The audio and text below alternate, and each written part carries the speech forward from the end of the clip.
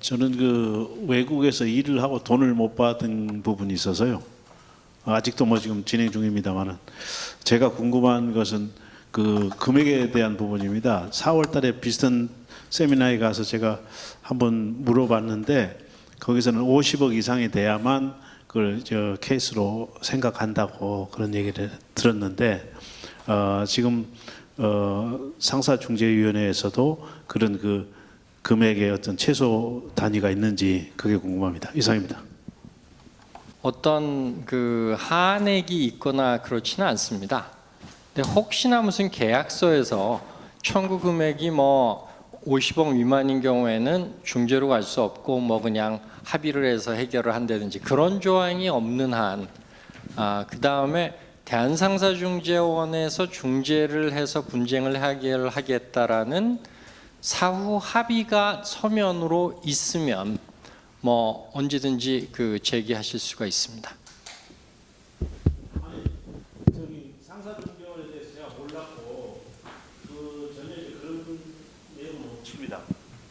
네, 그러니까 그런 내용이 없으면 그렇지만 계약서에 대항상사중재원에서 분쟁 해결을 한다라는 조항이 없다는 말씀 아니신가요? 네, 그 상태에서는 사후 아까 제가 말씀드린 대로 사후 합의를 하셔서 대한상사중재원으로 가져와서 분쟁을 해결하겠다라는 타방 당사자하고의 서면 합의가 첨부가 돼야 저희가 접수를 해서 관할권 행사를 해서 사건을 진행할 수 있습니다.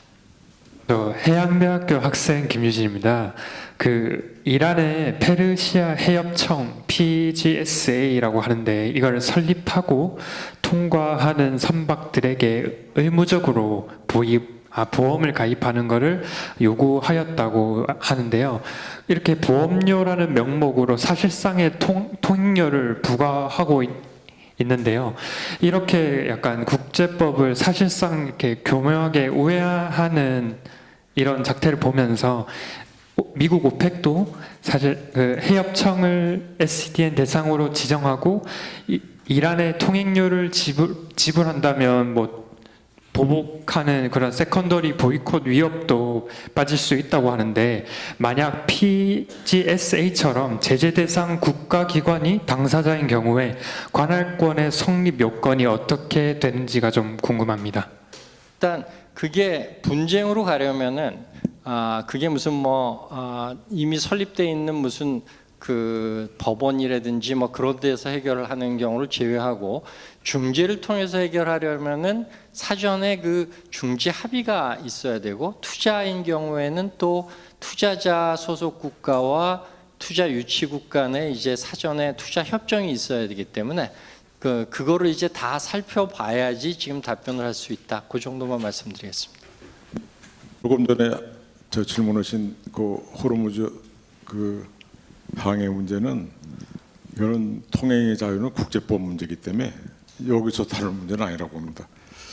제가 가끔 나와서 말씀드리는 거는 저 오늘 상당히 좋은 내용의 설명인데 이거는 이제 국가기관, 정부 부처하고 그다음에 무역협회하고 지금 상사중재원에서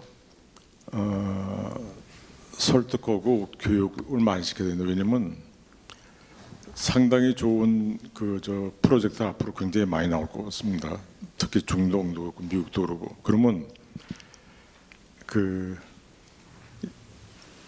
컨트랙트 하기 전에 오퍼를 누가 내느냐 이거는 서비스나 물자를 제공하는 사람이 내는 걸로 제가 알고 있습니다. 그럼 제공하는 쪽에서 메인 텀 중에 하나 분쟁 해결은 서울에 한국에서 한국법으로 상사중재원을 한다. 이걸 뒀을 때 상대방이 어떻게 나오냐? 우리가 볼 때 그 발주하는 측이 갑이라고 해서 그쪽이 따를 이유는 없다. 그래서 이거를 중앙부처들하고 무역협회하고 그다음에 중재원에서 상당히 많이 얘기를 해야지 이게 습관화가 될 것 같습니다.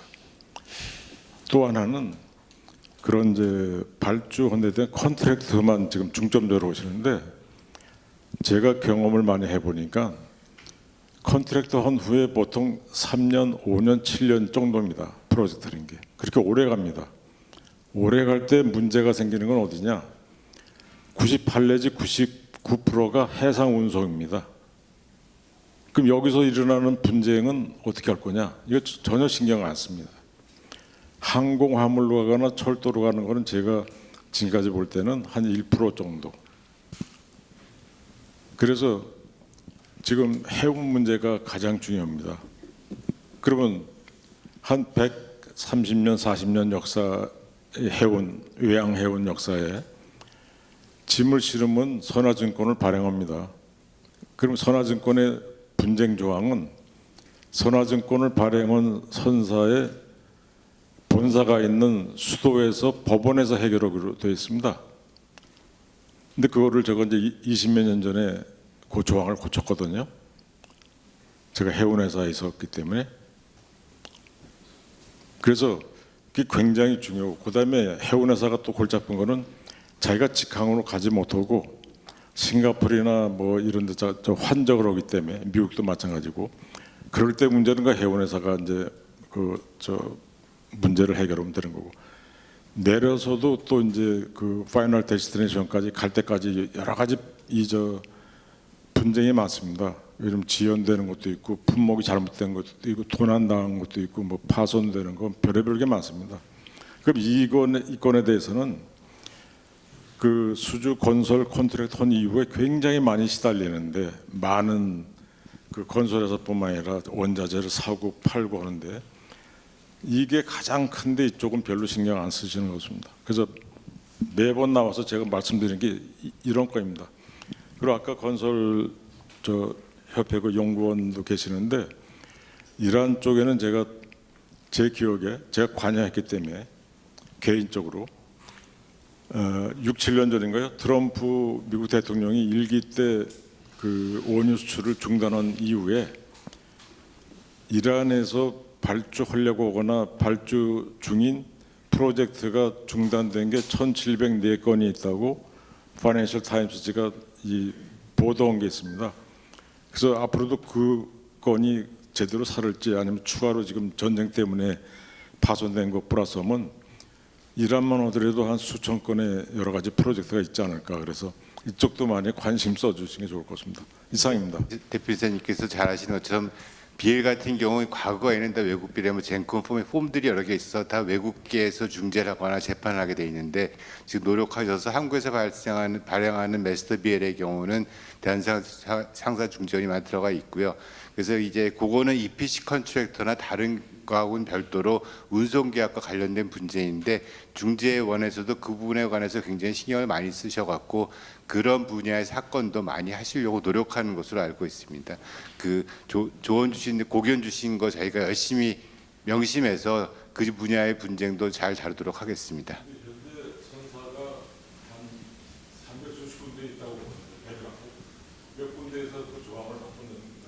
네. 중재원에서 그 노력도 전에 하셨는데 앞으로 아마 많이 지속적으로 하실 것으로 저도 기대합니다. 그래야 저희도 많은 사건이 생길 것으로 생각을 하고 있기 때문에요.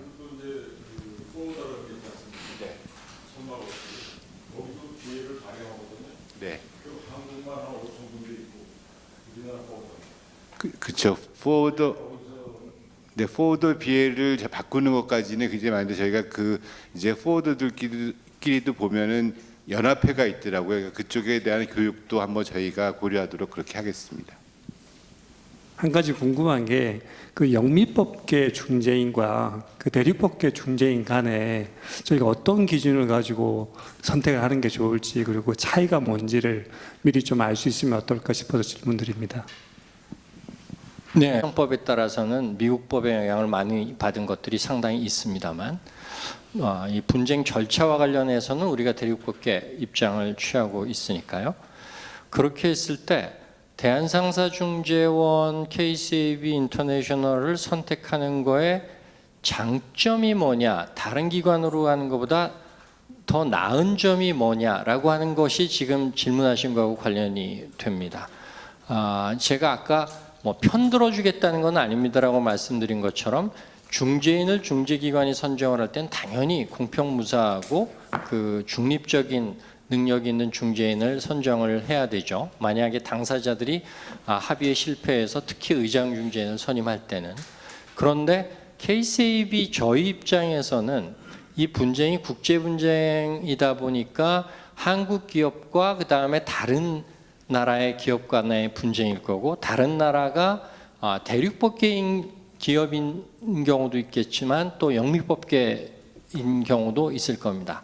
그런데 우리나라 중재기관에서 만약에 중거법이 뭐 우리나라 법이든 아니면 우리나라가 중재지가 돼서 이 절차법을 적용하는 과정에서도 저희는 누가 이 우리나라 기업이 익숙한 한국법, 그 다음에 대륙법계에 친숙한 제도, 그 제도에 친숙한 중재인인지를 저희가 가장 잘 알고 있습니다. 만약에 이게 분쟁이 뭐 런던으로 갔다, 런던에서 한국법에 관한 분쟁이고, 뭐 그런데 이 대륙법계 또는 한국법에 정통한 중재인이 누군지를 미국이 잘 알겠습니까? 싱가포르이 잘 알겠습니까? 저희가 잘 알겠습니까? 그 다음에 저희는 만약에 뭐 중거법이 영미법인 경우에 뭐 영미법계 중재인을 임명하더라도 그 중재인이 대륙법계의 당사자를 가지고 있는 사건의 중재인을 많이 해보고 한국법을 중거법으로 한 사건을 많이 해본 사람들이 누군지를 잘 알고 있습니다. 그 다음에 특히 한국 기업의 컬처라든지 이런 대륙법계와 영미법계의 차이에서부터 발생하는 어떤 문제를 최소화하는 기법을 알고 있는 중재인들을 임명할 수 있습니다. 그런 점에서 한국 기업이 이 대한상사 중재인으로 왔을 때 뭐라 그럴까요? 뭐 그게 분쟁 해결에 적합할 수 있다라고 말씀드릴 수 있습니다. 그 사람이 한국 기업을 편드는 건 아닙니다.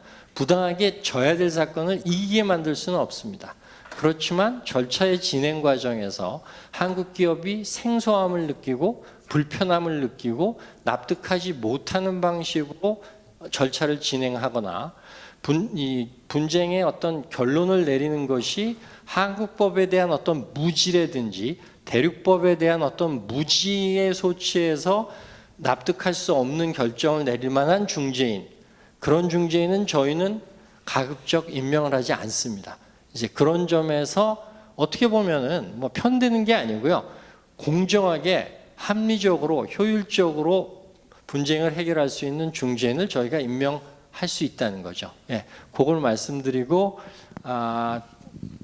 영미법계가 낫느냐 대륙법계가 낫느냐 그건 여러 가지 변수가 있습니다만 글쎄요, 그냥 한 가지만 말씀드리면 그냥 유명하고 이름이 막 나 있는 영미법계 중재인이라 그래서 임명을 하는 것이 그게 뭐 능사가 아니다, 뭐 그 정도까지만 말씀드리겠습니다. 혹시 뭐 더 하실 말씀 있으십니까? 제가 너무 기관 입장에서만 말씀드렸습니다. 제가 현재 진행하고 있는 사건에 관해서 하나 말씀을 드리면, 저희가 진행하는 사건의 그 중거법이 싱가포르법입니다. 그래서 이제 중재인을 뽑을 때 저희가 변호사 입장에서 그 한국 기업을 위해서 대륙법 계통의 중재인 후보자 5명하고 그다음에 영미법 계통의 중재인 후보자 5명, 그리고 그분들의 전공 분야 이런 걸 망라한 뭐 하나의 리포트를 작성을 해서 그 분쟁의 내용에 가장 잘 맞는 그런 중재인이 어떤 분인지를 저희가 이제 그 변호사로서 조력을 좀 해드리거든요. 그래서 일률적으로 대륙법계, 영미법계 어떤 중재인이 좋다라고 말씀 못 드리고, 결국은 지금 우리 KCB 인터내셔널 의장님이 말씀하신 것처럼 사건의 실질이 어떤 분쟁인지, 그리고 중거법이 어떤지 거기에 따라서 아마 선택을 하시면 된다고 생각을 드리고요. 그다음에 중재인의 경우 사실은 굉장히 독립적이고 공정하기 때문에 꼭 대륙법, 영미법이라 그래서 크게 우리에게 불리하거나 유리하거나 그렇지는 않다는 점을 좀 말씀드리고 싶습니다. 그냥 재미있게 들으시라고 제가 한 말씀만 드리면, 마지막 말씀하신 거에 대해서는 저는 조금 반대 의견이 있습니다. 그러니까 제가 그 중재인을 하면서 겪었던 것 중에 뭐 대부분은 다 합의가 되고 납득이 되는 결론으로 갔습니다만, 제가 한 뭐 상사중재뿐만 아니라 뭐 여러 가지 중재를 포함하면 한 100건 정도 중재인을 한 것 같은데요. 그 중에 한 2번 정도 경우에는 이게 영미법계 중재인이 의장 중재인을 하고, 그다음에 상대방 중재인이 상대방 측에서 한국 기업이 아닌 다른 쪽에서 임명을 한 중재인이 영미법계 중재인인 경우에, 이게 한국법 전문가로서는 중거법이 한국법인 경우에 납득할 수 없는 그냥 영미법상의 계약 이론의 원리에 따라서 결론이 났었던 적이 한 번인가 2번 정도는 있는 것 같습니다. 그러니까 그렇게 중거법이 이 대륙법계인 경우에 영미법 의장 중재인과 또 한 명의 영미법 그 중재인이 있고, 그 다음에 한 명이 대륙법계인 경우에 발생할 수 있는 리스크 중에 하나를 그냥 예를 들어서 말씀을 드렸습니다. 네.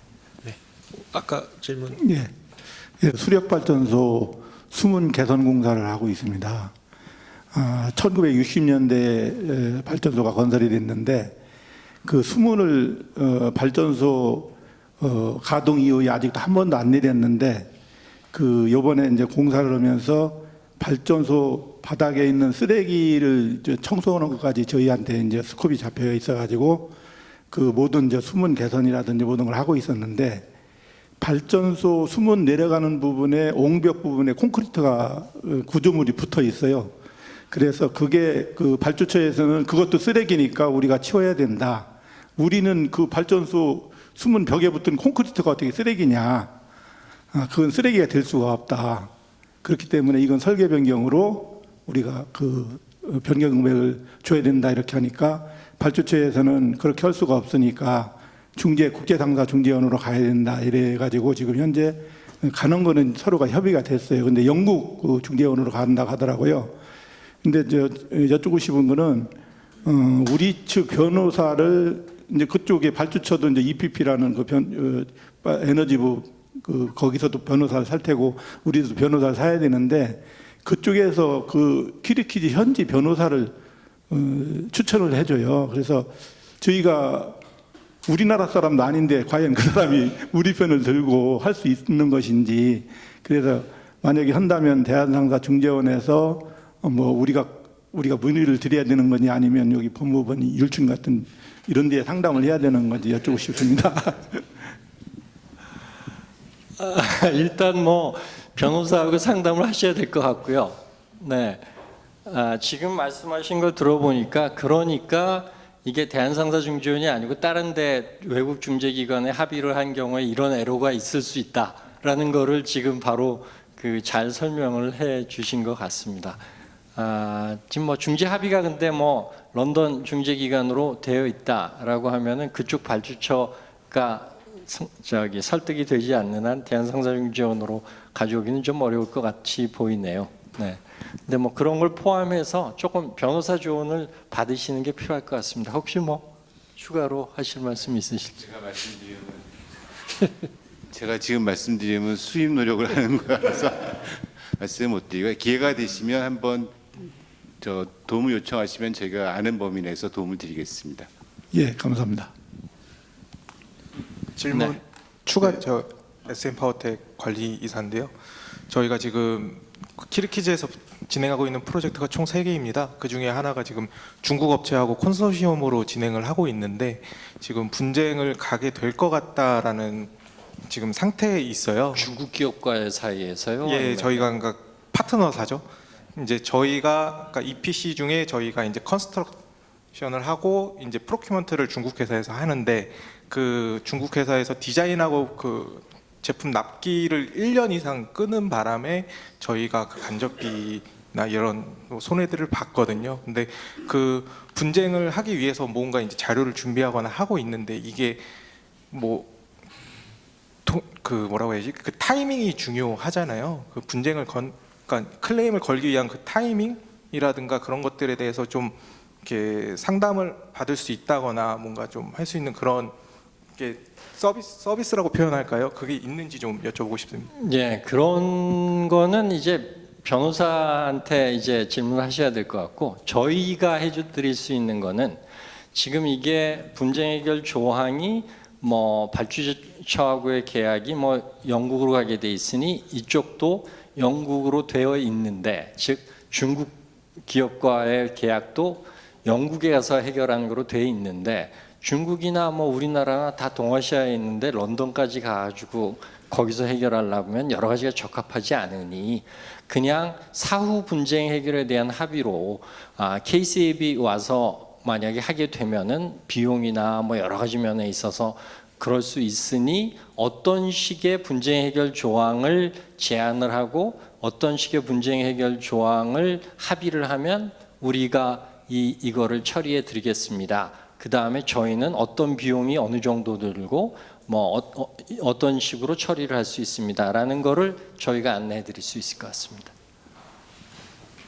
네, 질문 하나 드릴게요.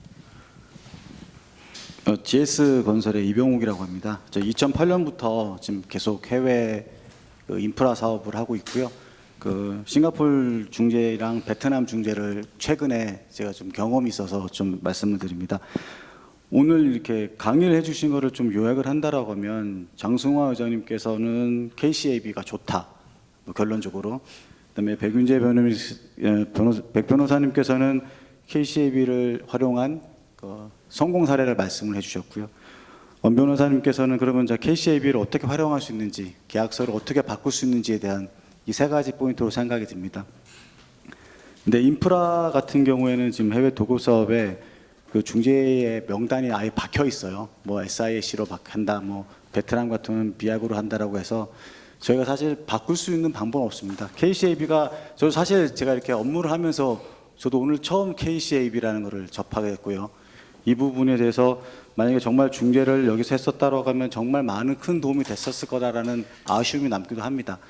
그래서 제가 하나 제안을 드리고 싶었던 게 뭐냐면 지금 한국수출은행에서 하고 있는 EDCF 공사가 많습니다. 그러니까 그 말은 이제 저희가 EDCF 공사를 한다라고 한다면 일단 저희가 이제 재원을 하기 때문에 이런 반면에서 KCAB 자체를 중재로 쓸 수 있는 이런 조항 같은 거를 넣을 수 있는지, 만약에 넣는다라면 그게 가능한지, 아니면 KCAB가 그런 노력을 할 수가 있는지가 지금 굉장히 궁금하고요. 만약에 그게 된다라고 하면 한국 기업 입장에서는 KCAB를 자동으로 사용할 수가 있게 되고 우리한테 상당히 유리한 점이 있다라고 판단해서 질문 드립니다. 하고 있는 그 특정 사업에 대해서는 이렇게 인지를 하고 있거나 뭐 관련 노력을 기울이진 않고 있는데, 실제로 오늘 이 행사도 그러한 노력의 일환으로 저희가 어떻게 하면 공기업 간의 분쟁들이 발생할 경우 불필요하게 해외 기관으로 가지 않고 저희 기관에서 분쟁을 효율적이고 효과적으로 해결하실 수 있는 방법을 좀 제안을 드릴 수 있을지에 대해서 여러 가지 수단과 노력을 기울이면서 고민하고 또 이렇게 관련자 분들과 논의를 계속하고 있습니다. 그래서 오늘 주신 조언도 저희가 좀 살펴보고 어떠한 방법으로 저희가 어프로치를 할 수 있는지에 대해서 조금 살펴볼 수 있을 것 같습니다. 네, 저희가 역으로 좀 질문을 드리고 조금 제안을 드리고 싶은 거는, 이제 사실 오늘 이 자리가 굉장히 저희한테는 소중한 자리입니다. 그러니까 이런 KCAB로 중재로 와서 해결을 하는 것이 그 회사나 뭐 그 당사자 주체한테 이익이 될 수 있고 이게 올바른 선택인데 잘 몰라서 또는 거기에 가도 되나 하는 어떤 확신이 없기 때문에 활용을 하지 못하시는 분들한테 우리가 이렇게 할 수 있다라는 걸 이제 알려드릴 수 있는 굉장히 중요한 기회가 됐는데요. 그러니까 이런 어떤 세미나 말고 지금 뭐 수출입은행 이야기도 하셨고 뭐 여러 그 해외 이 수주에 관련되는 분 나와 계시는데, 저희가 어떻게 어디를 찾아가면 가장 효율적으로 이런 정보를 정확하게 전달을 해드리고 또 좀 효율적으로 한 자리에서 여러분들께 그 딱 전달해 줄 수 있는 그런 어떤 어떤 자리, 기회, 그런 게 어떤 것이 있는지 좀 알려주시면은 저희가 찾아가도록 하겠습니다. 혹시 뭐 이렇게 떠오르는 게 계시면은 어느 분이라도 상관없으니까 좀 알려주시면 감사하겠습니다. 네, 시간이 좀 된 것 같습니다. 더 많은 질문을 받고 싶지만 우리 예정된 시간이 다 되어 오늘 질의응답은 여기서 마무리해야 될 것 같고요. 제가 물어본 거에 대해서 혹시 누가 네. 그런 그 사업 참여 전략 설명회라는 걸 1사분기 말이나 2사분기 초에 합니다. 그때는 이제 제도 설명을 하는데 그때 대개 이제 주로 참여하는 게 그 사업 참여 스테이크홀더가 기업하고 연구소 이런 그 ODA의 실제 시행기관 서플라이어나 컨설턴트들이 참여하는데 그분들이 되게 절실하게 필요하실 것 같아요. 그래서 코이카가 그 사업 참여 전략 설명회, EDCF 사업 참여 전략 설명회 할 때 한 꼭지를 꼭 그 미리 사전에 연례 행사니까 미리 협의하시면 그 한 꼭지 오늘 중요한 것들 많이 도움을 받으실 것 같습니다. 예, 대단히 감사합니다. 지금 뭐 시간을 끝내 정보를 제공해 주실 수 있는 분 없으실까요? 이런 비슷한. 네. 그다음에 무역협회 그다음에 이런 데서 해야 된다는 게 뭐냐면 옛날부터 저는 계속 정부 부처하고 얘기했습니다. 저기 그 수출하는 업체들이 제가 회사 다닐 때만 해도 뭐 10만 개가 넘었습니다. 등록된 게. 그 사람들한테 얘기하는 게 이런 분쟁이 있을 때는 중재로 가라. 뭐 저희 회사는 이제 2004년도인가 뭐 5년도부터 그 선화증권에 그 분쟁 조항을 바꿔놓고 전부 다 얘기하고 그다음에 제 친구가 수출입은행장 할 때도 얘기했습니다. 업체들한테 대출해 가는 업체들한테 그런 걸 얘기하란 말이죠. 그 건설협회고 뭐 그래서 중앙부처가 자꾸 리드를 해줘야죠. 국제 분쟁 날 거를 막고 그다음에 또 하나는 GS건설이면 제가 말씀드리고 싶은 거는 분쟁이 안 나게 하는 거는 뭐가 중요냐? 98%에서 99%가 해상 운송입니다. 그럼 선사들하고 어떻게 선사를 컨트롤하냐, 어떻게 선정하고 굉장히 중요합니다. 왜냐면 크레임이 안 나야지 뭐 분쟁이 없는 거 아닙니까? 그러면 그 컨트랙트만 해놓고 그 다음부터 전부 다 물자 수송이에요. 우리나라 보면 각국에 하나 예를 들면 제가 왜 중재 조항을 했냐면은 96년과 7년도에 세계에서 가장 큰 국제 입찰이 리비아 대수로 공사였습니다. 그 각국에서 했는데 우리나라 동아건설이 땄는데 대한통운이 상당한 물류회사라고 했는데 거기서 못하고 기부합했어요. 그 제가 고려 해운에 했습니다. 그저 포딩 팀에서. 근데 7년 동안 잘했어요. 이익 나오고 싸게. 그거는 뭐냐면 어떻게 그 흐름을 보느냐부터 해서. 그래서 건설 해외 나가고 뭐 올 때는 윗사람들은 수주 따는 것만 생각하고 이제 분쟁 조항이 뭐니 그다음에 돌아가는 거를 전혀 신경들 안 써요. 그래서 이거는 상당히 얘기해 줄 때가 무역협회하고 정부 부처가 리드가 된다. 그리고 이제 여기 상사중재원이 리드가 돼야지 잘하면 안 됩니다. 센터 장승화 의장님, 율촌의 백윤재 변호사님, 그리고 센터의 엄영신 변호사님, 마지막으로 해건협의 정지훈 연구위원께 큰 박수 부탁드리겠습니다.